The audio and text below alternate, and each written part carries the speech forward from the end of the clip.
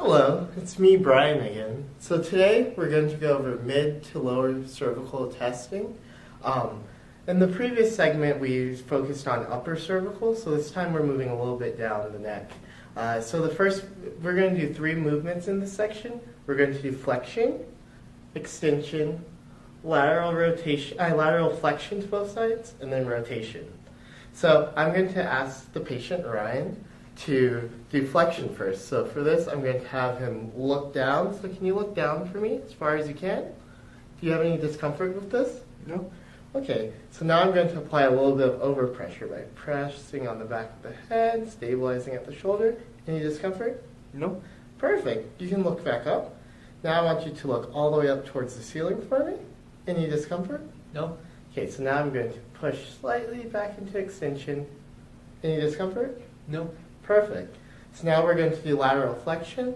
So I want you to bring your ear to your shoulder for me as far as you can. Any discomfort? No. Now I'm going to press, adding a little bit more pressure, stabilizing on this shoulder. Any discomfort? No. And can you look to the other shoulder for me? Stabilizing again, pressing. Perfect. Any discomfort? No. Now can you look over the shoulder, so turn your head as if you're trying to look at a blind spot. Perfect. Stabilizing, rotating. Any discomfort? No. Perfect. And then now can you look the other way? Over the other shoulder for me? And rotate. Any discomfort? No. Perfect. Look forward. So for all of these movements, we're looking for QQL. So quality of movement, quantity of movement, how much it moves, and then if it's pain-free. That's all I have for you for this segment. Thank you. Brian here for another skill. So today we're going to do passive range of motion for cervical rotation with measuring with the goniometer. So for this next section, I'm going to have Ryan go into that rotation again, as we did before, but this time I'm going to measure to kind of see where he goes to compare to normal values. So for this, I'm going to line the stable arm of the goniometer with roughly straight through his head with his nose.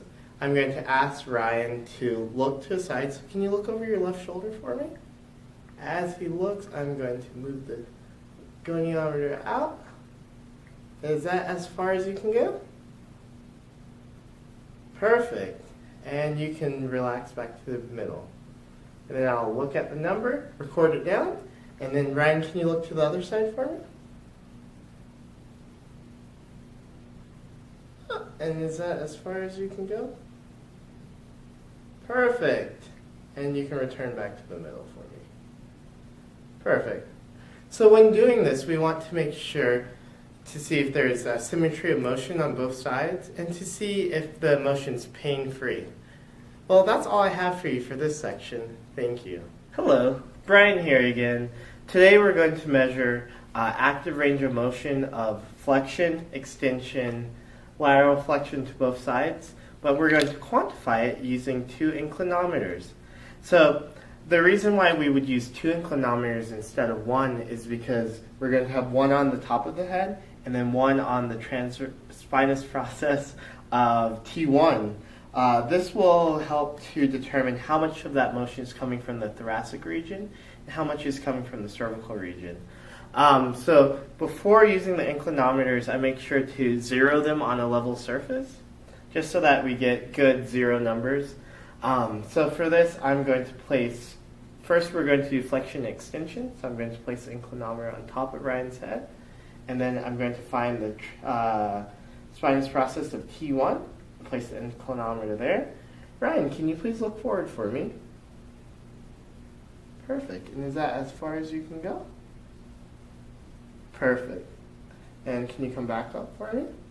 So I would read both of the inclinometers and then subtract the bottom one from the top one to get the range of motion, because I don't want motion through the thoracic because I'm looking at the cervical range of motion.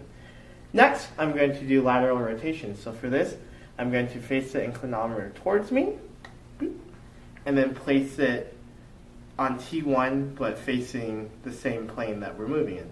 Ryan, can you please bring your head to your shoulder for me? That is perfect. And can you bring it to the other shoulder? That's perfect. Thank you. So next, I'm going to do extension. So for extension, we go back to the same plane as flexion. So we have it facing forward. Find the spinous process of T1. Now I'm going to shift it over slightly so that his head does not hit the inclinometer. Ryan, can you tip your head back towards me, like you're looking up to the ceiling? And I will read both of the inclinometers. Can you return back to normal for me? And then again, I would subtract the two from each other to determine cervical range of motion. Well, that's all I have for you for this segment. Thank you. Hey, Brian here again. So this time we're going to do passive range of motion for flexion, extension, and lateral rotation and lateral flexion. So for this one, I'm going to support Ryan's head with my hands. I'm going to rotate him up into flexion. Does this feel okay? Mm-hmm. Perfect. Relax him back down. I'm going to bring him back into extension. Is this okay? Mm-hmm. Perfect. So next we're going to go into rotation. So I'm going to support and rotate. Does this feel okay? Mm-hmm. Perfect.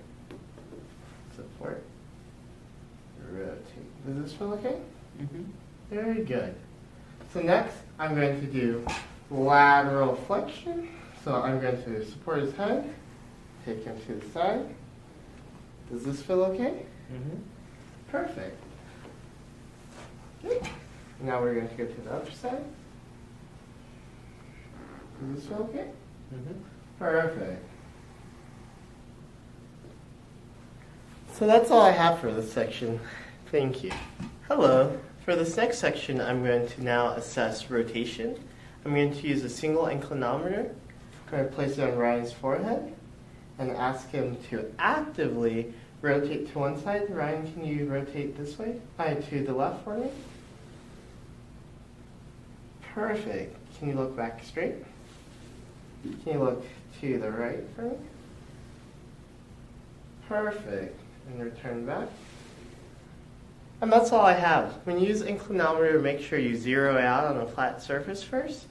But that's all I have for you. Thank you. Brian here for the last skill. So for this last skill, we're going to do cervical down glides. So for this, we're assessing the movement of the facets from C2 to C7. So for this skill, I'm going to have the patient's head and a little bit of flexion. They're going to be supported onto my stomach. So can you just relax for me? So you have perfect control of their head. You're going to be in a split stance. You're going to find C2. You want to make sure that your arms are at a 45-degree angle. And when you're doing this, you're using the metacarpal joint of your second digit. So I'm going to find C2, like so. And then you're just applying pressure in a downward motion at about 45 degrees. Does this feel okay? Mm-hmm. Then you work your way down.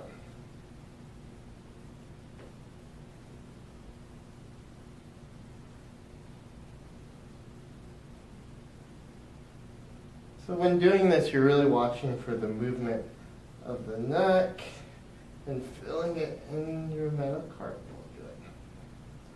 joint. Perfect. I'm going to support him down.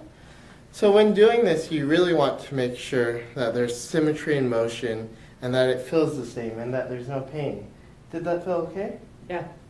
Okay, so that's the last thing I have for the mid to lower cervical assessment tools. Thank you for watching. That's all I have for you today.